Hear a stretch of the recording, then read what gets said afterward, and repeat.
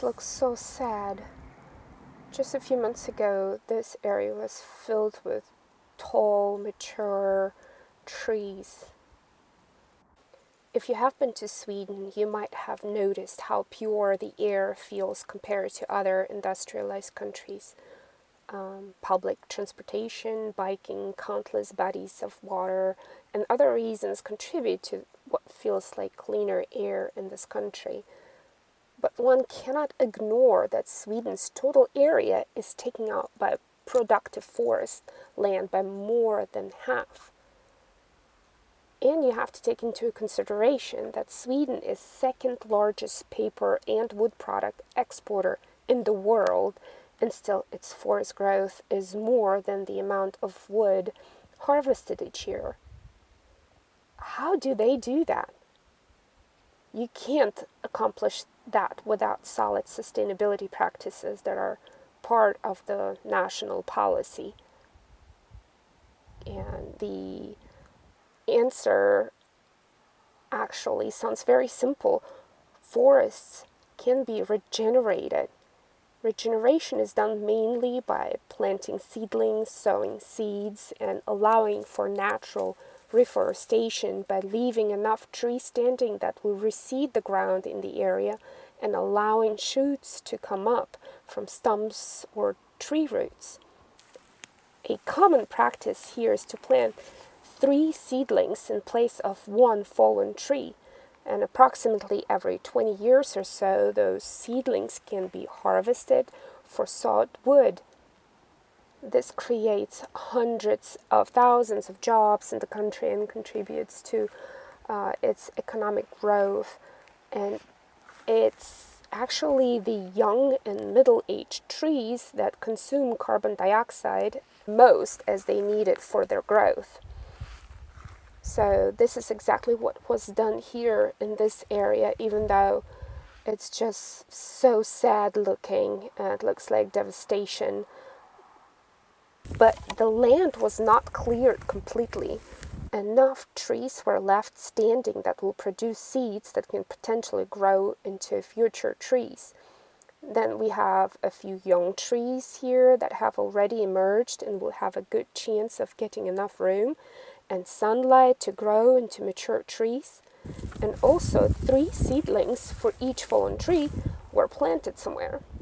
How incredibly forward-thinking is this practice? It's not a secret that we cannot survive without oxygen. That's just not possible for most living things on Earth, and we cannot take natural resources for granted. So it's our responsibility, each and every one of us, has to be mindful of our actions and how they impact the environment and resources we cannot live without. I can't imagine not having these beautiful trees and forests around us. They bring so much peace and calmness, and they're just so grounding. It's so beautiful.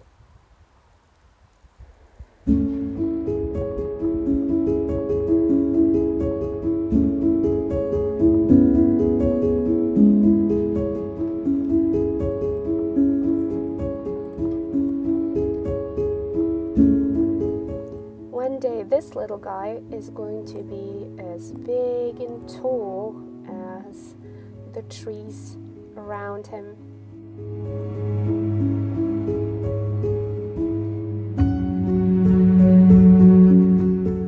I would love to see what this forest looks like in 20 years.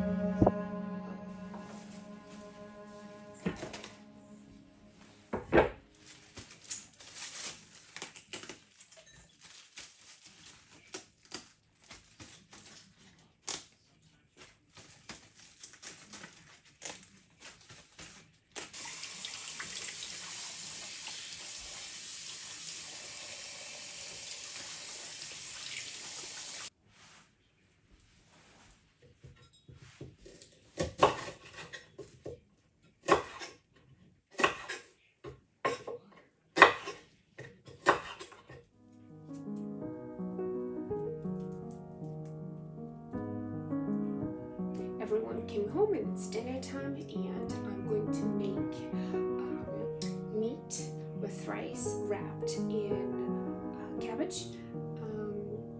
This is a gluten-free meal that I make now and then.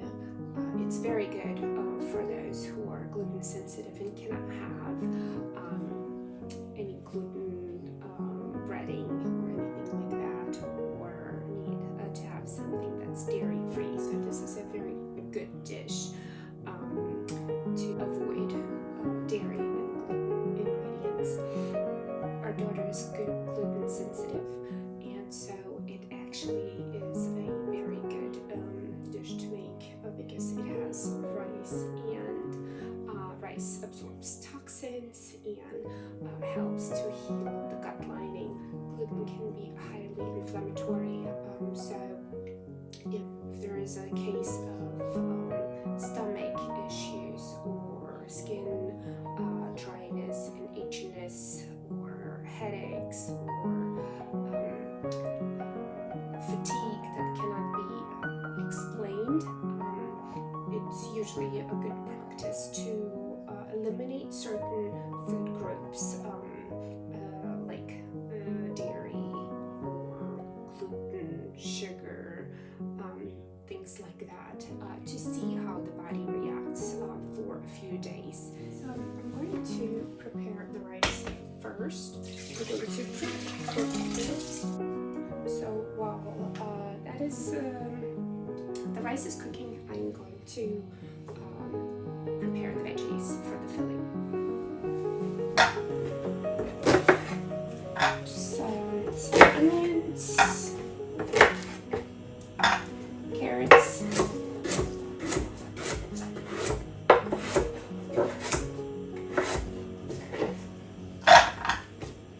and some celery.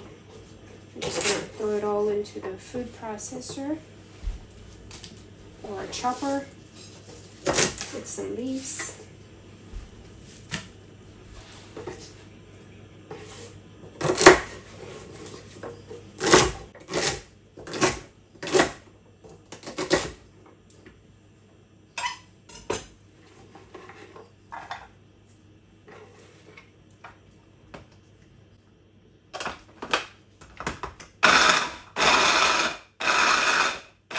I'll do some big chunks, but this is what it looks like.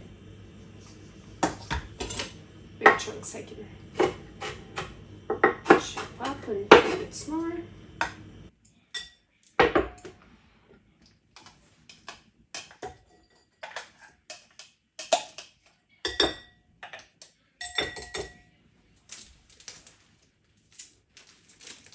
And meat.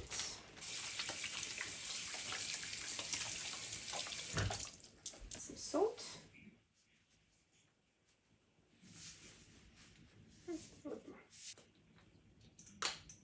Black pepper. Paprika. And some chili.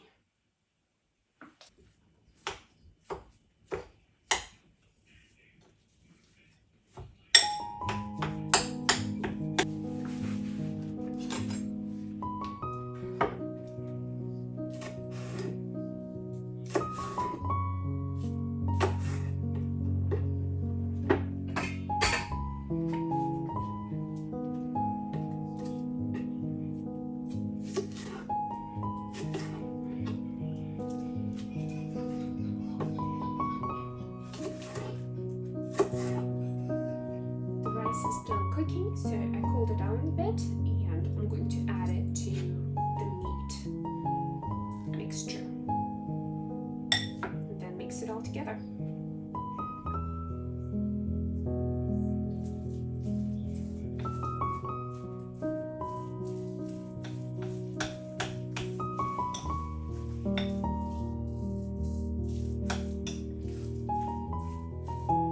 I'm going to add some oil to the preheated pan. It's a really quick and easy dish to make. You can just throw it together. Just the last of my oil.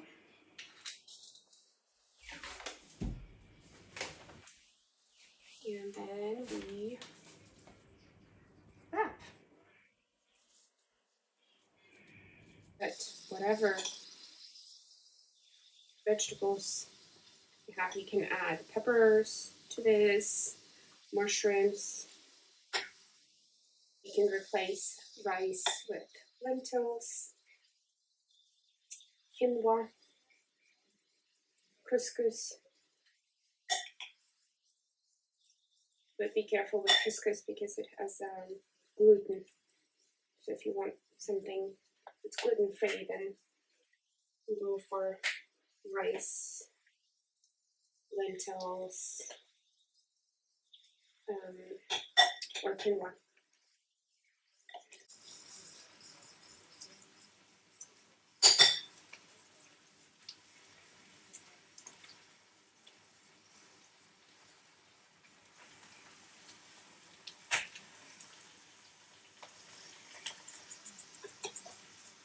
You can press them down in the pan.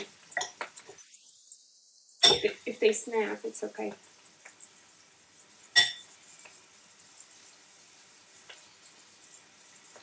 So good.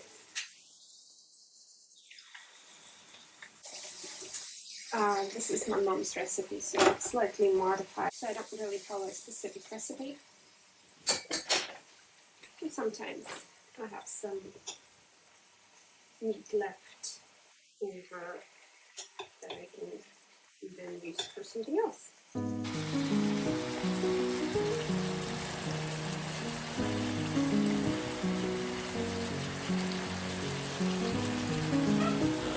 then we flip them.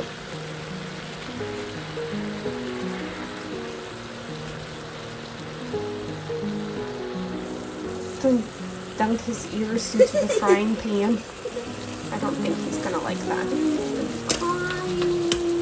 He's gonna be nice and crispy. I want him to be cooked. The wraps have been cooking for about 25 minutes, so they're ready to come out.